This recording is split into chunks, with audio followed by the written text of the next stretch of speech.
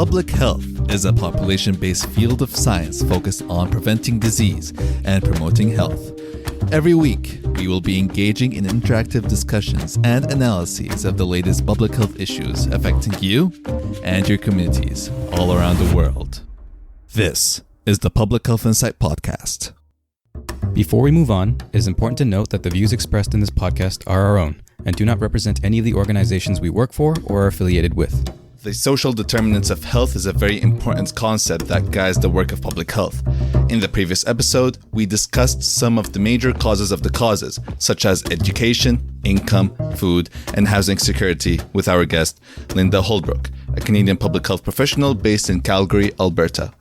She remains with us in this episode to narrow our focus on examining racism as a social determinant of health and the disproportionate impact of COVID-19 on racialized and marginalized populations. This is where we left off in the conversation. Having brought up the idea of a racial discrimination as a social determinant of health, I think it'd be a good time for us to maybe transition the discussion and look at in the context of the current COVID-19 pandemic, and using that as almost a case study to see how certain populations, as we've seen with the data that's been published, are at much higher risks to COVID-19 exposure, infection, and severe outcomes, and often even death, right? And so having explored and provided an introduction to the social determinants, maybe we can combine a discussion with COVID-19 and see how the social determinants of health have been affecting the pandemic. I was going to bring up this report that I saw from Public Health Ontario, and they highlighted some key learnings or takeaways so far of COVID-19 and how COVID intersects with the social determinants. And I thought it was fascinating because I have yet to see this type of information being published. And they highlighted two key areas where social determinants impact COVID and vice versa. And that's in the risk of exposure and in the risk of outcome, like the severity of the disease.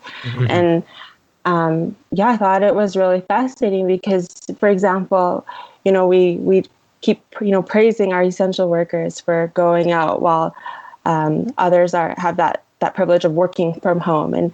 And this report was showing that there are certain populations who are overrepresented amongst these essential workers, and it falls along the lines of these social determinants.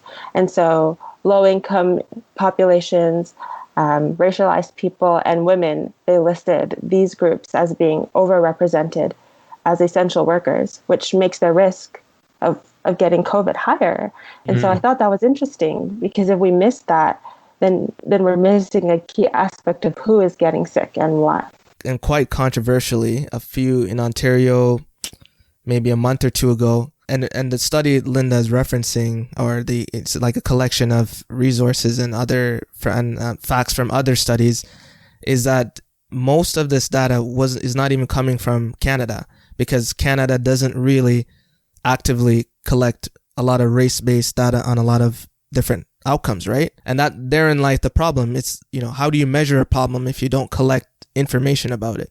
And I think, Linda, that report that you're talking about, published by Public Health Ontario, another very interesting point that they brought up regarding racialized population is their ability to read, write, speak, communicate, or understand the official languages in Canada, and how that significantly increases the risk of infection and severe outcomes. Because if you look at a lot of what the health officials are saying, it's done through English and French, right? And things like what proper measures to take, physical distancing, hand hygiene, things like that. For example, if you're an individual who's, whether you're new to the country or just is still in the process of trying to learn or understand and comprehend the official languages, you might not be able to take in this information, this important health information and preventative measures that are being told to you, and not being able to follow pretty strict health guidelines and be able to protect yourself. It makes sense that you will be exposed and have a higher chance have a higher risk of being exposed to the virus, because you're not taking the proper precautions. Absolutely. Yeah. Yeah. And even if you think of just English, plain English alone, the very first month or two, it was called social distancing, right? And then I guess maybe it was the wrong connotations in that you must socially distance from your loved ones. And then they switched to physical distancing. So if you're someone who maybe English is not your first language and you're not very fluent in it, you're wondering, okay, is there a different thing that I'm supposed to be doing? When you search, if you go in Google, a lot of resources are translated, it's English and French, and then sometimes it goes into the other languages. If there's no resources there, when you Google something in your own language, you're not going to find anything. And then you're not getting your native tongue through, communication such as the news, radio, and stuff like that. So people might watch things, oh, why don't those people wear a mask? In plain English, the language about masks has been very confusing, right? Whether to wear it, is it effective? Don't wear non-surgical N95. So if you don't speak English, how are you going to even understand what they want you to do? But another thing I wanted to bring up as well, I just remembered, is one of the risk factors for COVID-19, much like other kind of diseases of poverty, and I put tuberculosis in that as well, is that overcrowding and poor housing conditions. And the reason I bring this up is because I was watching a video with a senator in the United States, and he was saying something like, I think there was like one of those hearings, I guess, and he was asking this, I don't know if it was an MP, but why are black people dying more from COVID-19? Is it because they don't know how to wash their hands? And sure, that's inherently a very racist comment. Mm-hmm. But what he needs to do is, okay, maybe that is the case. Maybe black people don't wash their hands. Do they have access to clean drinking water? Is sanitizer and soap and stuff like that affordable and accessible in their neighborhoods? So he went wrong because he didn't ask more questions on top of that remark. And I just want to emphasize that as well. This is the epitome of what we were talking about in the discussion. When you ask a question, is hand washing a problem? Why? Then you kind of go up the chain until you find a solution. Yeah, it's like people ask these questions to get the answers they want to hear and not pursue it further down the road so that they know, okay, what's the cause of the cause? Okay, what's the cause of that cause? And then not have this preconceived notion that, oh, it's the race that's the problem. No. Which is why it might be, and Linda hasn't been really thinking, I'm still thinking about this, it really hasn't me thinking about, reframing the way we kind of say race is a determinant of health, because that in of itself becomes a problem. Okay, race is a determinant of health because black or indigenous people don't know how to wash your hands. And then it's easy to stop there. Okay, what are the factors that determine someone's ability to have proper hand hygiene and respiratory etiquette and access to clean supplies, etc., right? By framing it around race, it's an easy place to stop and just say these people do this or these people do that. And the thing with even race is like, not specifying that it's the racial discrimination or the racism that's the determinant of health. And if you're only focusing on race, I think it's dangerous because people might try to start bringing up the very problematic discussion of racial biological differences.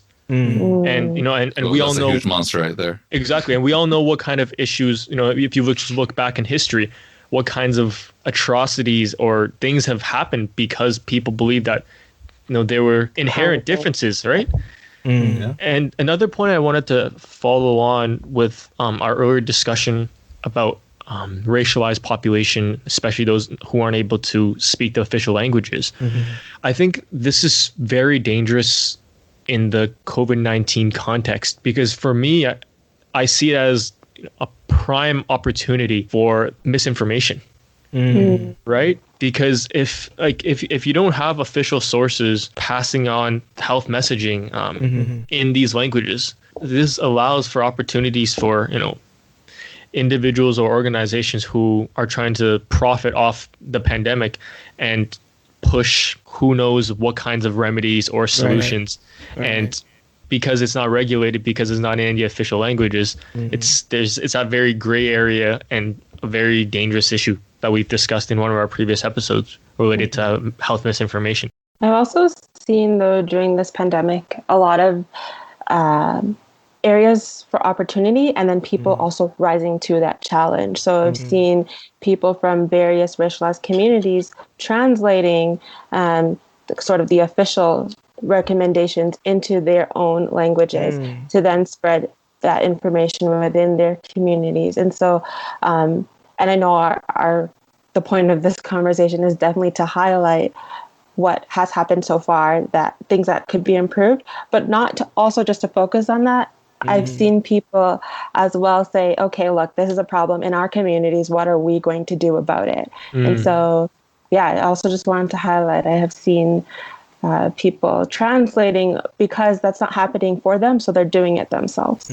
That's good to hear. Yeah. And even I wanted to go back to the example with Black people in the States, and we use the United States as an example because they have most of the comprehensive data. Canada is not known for collecting a lot of data on race, so we have to kind of defer to what we're seeing in the States. And another thing is, so you asked a question, and this goes back to ordering the determinants of health in terms of which ones are more kind of proximal and which ones are more distal, right? So housing, maybe, and to go back to what Linda said about risk of infection of COVID-19, housing might determine your risk of infection, because if you live in like the projects, close proximity to a lot of your neighbors and stuff like that, you might be more likely to be exposed. So that's one element of it. So then you have to ask, okay, now that why are certain groups of people more likely to then die after having the disease, right? So, and that's a whole nother discussion, and to go back to that point I made about that senator saying Black people don't wash their hands, that has nothing to do with why then after getting COVID-19 that Black people die more than white people, right? So that leads us to the question of, okay, is underlying medical conditions playing a role? Diabetes, cardiovascular disease, asthma. Why do a certain group of people tend to have the higher burden of disease for certain diseases?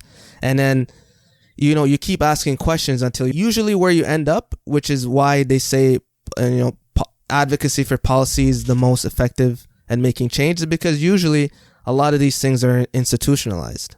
To build off of your question, Gordon, we know with COVID that underlying conditions will increase the severity of the disease, and people have worse health outcomes. And so when we look at who in the general population has existing underlying conditions, we can find those patterns again along the lines of social determinants. So racialized populations, lower income.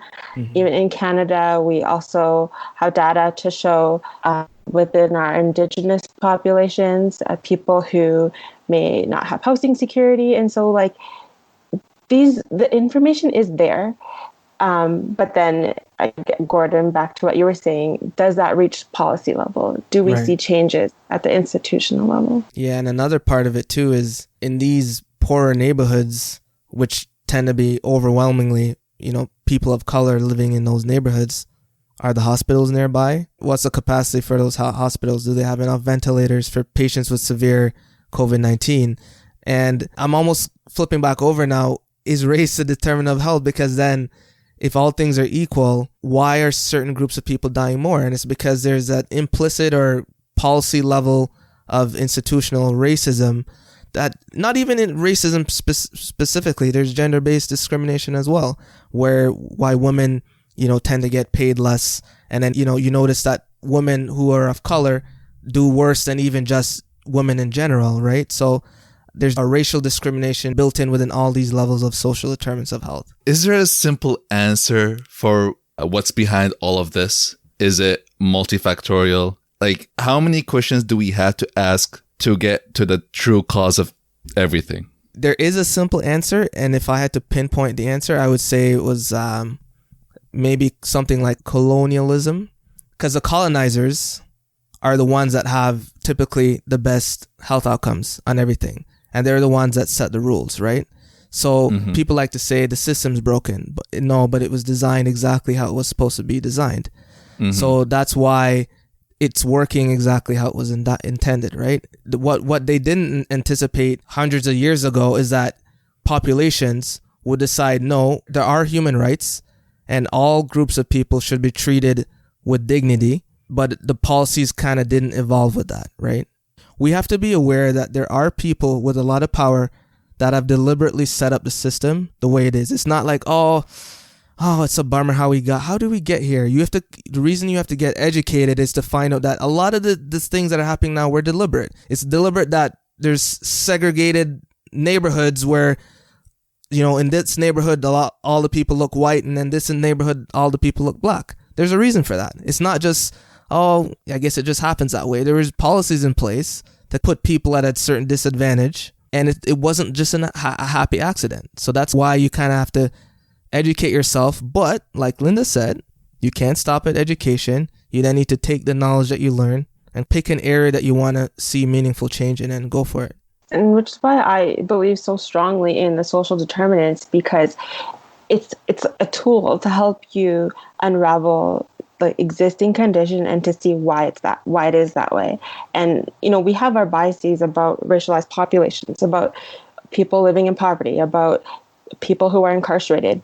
We all have them, but using this framework of social determinants, it helps you to, like I said before, unravel or untangle those biases so that we can then move forward. So Gordon, you raised great points of how this is a whole systems issue. But if we can look at how or why, like you were saying, these systems were intentionally created, this is an important framework that's not often utilized, but it helps to take apart these biases to then move forward.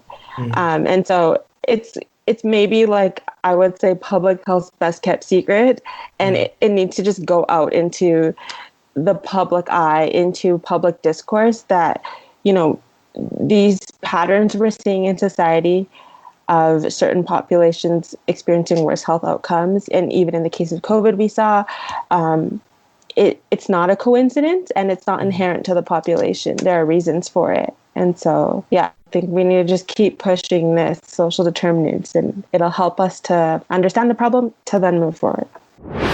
One of my takeaways from our discussion today is that, as we've seen, social determinants of health are often very much interrelated. And as policymakers, you don't get to choose which one you want to focus on and addressing. You can't just pick and choose, wanting to address specific ones. If you want to address, something like education or something like employment, you need to look at the other determinants that are related, like the income disparity, like racism and things like that. Right? There aren't ever enough resources to focus on everything. So in politics anyway, they have to just pick one thing and then, promote that. So I think we're kind of lucky in public health because we come from a lens that, like, health in all policies.